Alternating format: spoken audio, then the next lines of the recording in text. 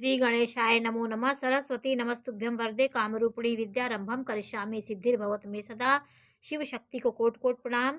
मेरे श्रोतागण, आज मैं आपको कुंडली में सबसे महत्वपूर्ण भाव नवम भाव के बारे में जानकारी दूंगी कि नवम भाव का स्वामी कहाँ बैठे, किस भाव में बैठे तो उसका क्या परिणाम निकलता है, क्या फल होता है। इस बारे में मैं आज आपको जानकारी दे रही हूँ।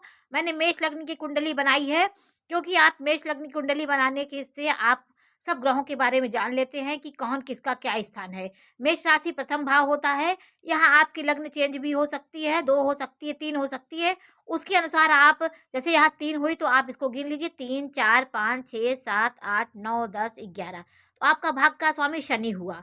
कुंभ राशि आपकी हुई, मकर हुई तो शनि हुई, और आपकी चौथी राशि हुई तो चंद्रमा आपका भाग्य का कारक हुआ।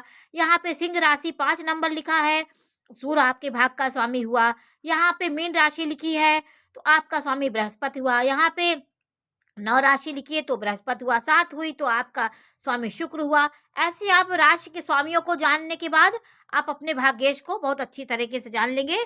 तो आज मैं प्रथम भाव के बारे में आपको जानकारी दूंगी कि 9 का स्वामी प्रथम भाव में बैठे तो क्या इसका परिणाम निकलता है। अगर नवम का स्वामी प्रथम भाव में बैठे तो ये व्यक्ति बड़े लोगों के बीच में, क्योंकि धर्म भाव का स्वामी धर्म भाव में मिल गया है, तो बड़े सम्मानित लोगों के बीच इनका बहुत सम्मान होता है। ये समाज में एक प्रतिष्ठित और सम्मानित रूप के व्यक्ति के रूप में प्रसिद्ध होते हैं। कोशिश तो ये अपनी कोशिश, अपनी मेहनत से ये सदैव अग्रसर होते रहते हैं। भाग्य के मामले में हर समय प्रसिद्धि प्राप्त होती है। अपने आप में ये इनकी संतान बहुत अच्छी होती है। इस भाव में यदि उत्तम है तो इनकी संतान अच्छी होती है।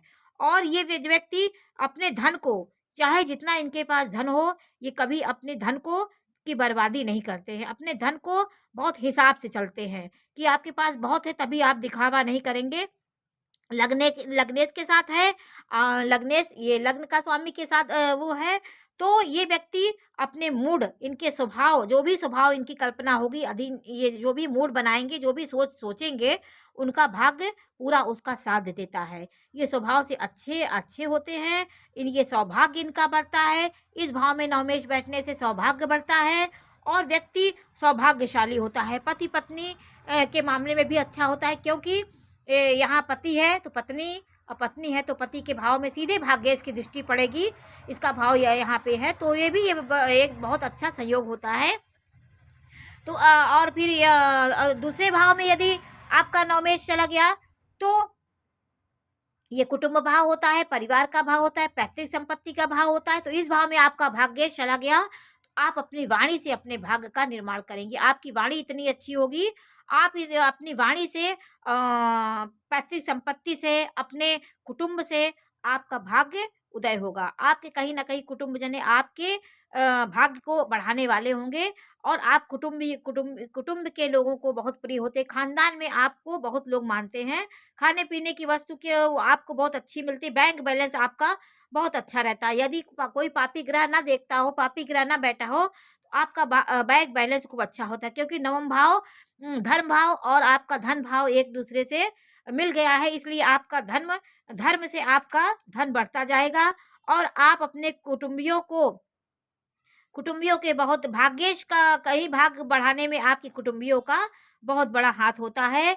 आप अपने कुटुंबियों को सदैव आदर सम्मान करिए। आप खानदान के लोगों का सदैव प्रिय बने रहिए, तो आपका भाग्य दिन पे दिन पे बढ़ता जाएगा। आप अपने परिवार वालों से अच्छा संबंध बना के रखें, अपने माता पिता के अच्छे बने। ये ग्रह युति होती है द्वितीय भाव में, तो व्यक्ति यदि पापी ग्रहों से है तो आपके परिवार में भी आपका षड्यंत्र चलता है। यदि पापी ग्रह यहाँ बैठे हो, राहु आहु, तो आपके यहाँ परिवार में आपके प्रति षड्यंत्र भी होता है। आपको उतना लोग नहीं मानेंगे, क्योंकि ये राहु बैठने से ग्रह को भाव को खराब कर देता है। अब मैं तृतीय भाव के बारे में जानकारी दे रही हूँ कि तृतीय भाव में यदि आपका नवम भाव का स्वामी आ जाए तो क्या होता है। तृतीय भाव, पहले मैंने आपको बताया, ये पराक्रम का भाव होता है, साहस का भाव होता है, छोटे भाई बहनों का भाव होता है।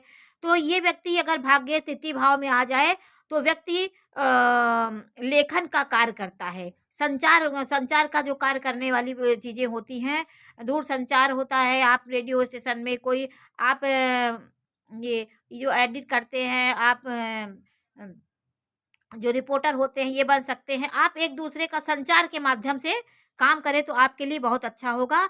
ये अच्छे वक्ता होंगे, अच्छा बोलने वाले होंगे। संगीत के आप बहुत प्रिय होंगे, आप संगीत वायन से आपको बहुत सुख मिलेगा। अध्यात्म के विषय में भी आप बहुत आगे रहते हैं। छोटे भाई-बहनों के प्रति आप उनका पालन करते हैं, आपको उनसे उनसे सुख मिलता है।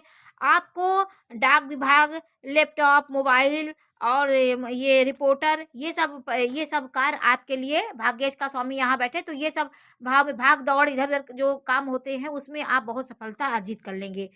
पत्नी का भाग्य आपको बढ़ाने में आपके पत्नी का भी सहयोग होता है। स्त्री है तो पति और पति है तो पत्नी। तो वो भाग्य बढ़ाने में सबसे बड़ा साथ देता है क्योंकि यहाँ बैठा भाग्येश सीधे नवम भाव को देखता है सप्तम दृष्टि से। तो आपका भाग्य आपके दिनों-दिन आपके कर्मों से, आपकी पत्नी के सहयोग से, जो भी आपके भाग्य से सहयोग से आपका धन के मामले में आप बहुत अच्छा आप उतना प्रयास नहीं करेंगे, आपको अपने धन संपत्ति आपको अपने आप मिल जाएगी। तो ये व्यक्ति का भाग्य बहुत अच्छा होता है, संपत्ति का हानि इनको नहीं होती है। संपत्ति इनको कहीं न कहीं से ये संपत्तिवान हो जाते हैं और अपने परिश्रम से और अपने साहस से अपने भाग्य का निर्माण करते हैं। इनको कभी डरना नहीं चाहिए और कभी परिश्रम से नहीं डरना चाहिए। परिश्रम करें और निडर होकर, साहस होकर, आप साहसी होकर कार्य करें, किसी चीज़ से ना डरें, आपका भाग्य सदैव आपका साथ देगा। और चतुर्थ भाव में यदि नवम का स्वामी है, तो वो क्या फल देगा?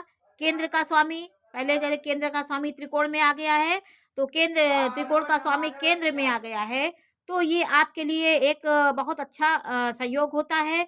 चतुर्थेत में अगर नवमेश आ गया, तो आपको राजयोग, उच्च सुख, भूमि भवन वाहन सुख, माता का सुख